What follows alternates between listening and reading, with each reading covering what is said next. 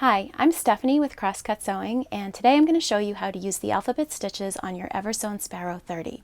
There are actually two alphabets on this machine. There is the standard, and you also have a script.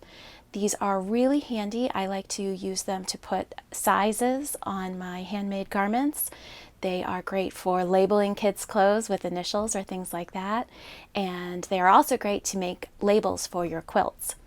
So if you want to follow along, grab some scraps and let's get started. This is the stitch card that came with your machine. If you don't have it handy, you can use your manual. These are the block stitches, and these are the script stitches. I'll be using the block stitches today, but the process would be the same for the script. Let's start with a basic stitch. I am going to press the mode button until the green light is next to the block letter A. Then I would like to stitch the letter A, so I check my stitch card and that's 11.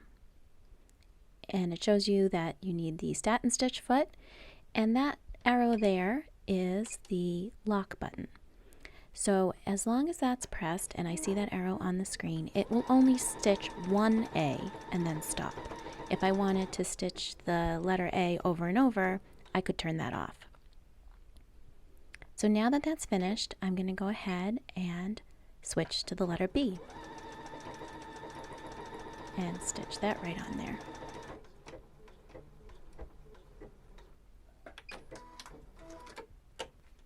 And that's how you stitch your basic letters. One of the best parts of this machine is that for words or phrases that you use over and over, you can set them in your memory. So I'm going to press the memory button, and then I'm going to select memory module 1 by just pressing 1. There are 4 memory modules, and each one can be programmed with up to 20 stitches. You can also program a combination of the decorative and the alphabet stitches, which is what I'm going to show you how to do. So I'm going to press mode to get to the pattern group B, and I'm going to use the heart stitch, which is 45. So after I do that, I'm going to go back to mode and I'm going to go to that A again, the block A. I want to start with a space, which the machine doesn't have, but you can use the underscore, which is 91.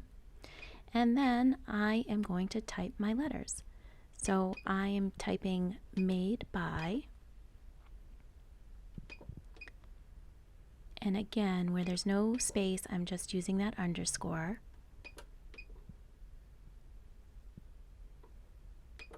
And I'm just checking the pattern card to make sure I have the right letters. And now I'm going to go back to pattern group B and select that heart again. Now I'm just going to go ahead and stitch as I normally would. Over here you can see where you are at in the combination. It will show you that you're on stitch 2 out of 11, and it will also show you which stitch. You can see that it's now on the D. And you just want to keep an eye on this as you go along so you can stop at the end of the combination. And there we have it. And it's now saved in our machine. So even if we turn the machine off, it will remember that pattern when we turn it back on. If you need to edit those combinations for any reason, it's easy to do that. So I'm on the first stitch in this combination and I press the edit button. And I'm just going to change the width of the heart. So I'm going to change the width to 6. And then I'm going to go ahead and press edit again. And you see that the indication went off, and that means it's saved. Now I can use the plus button under the stitch width to scroll through the stitches until I get to the next one I want to edit. I'm going to press edit, and again I changed the stitch width, press edit again to save, and those changes will be saved. You can also use this process to delete stitches. The button there with the C on it will clear a stitch so you can edit your patterns. Now that you know how to use these stitches, you can embellish and label all of your projects. Happy sewing!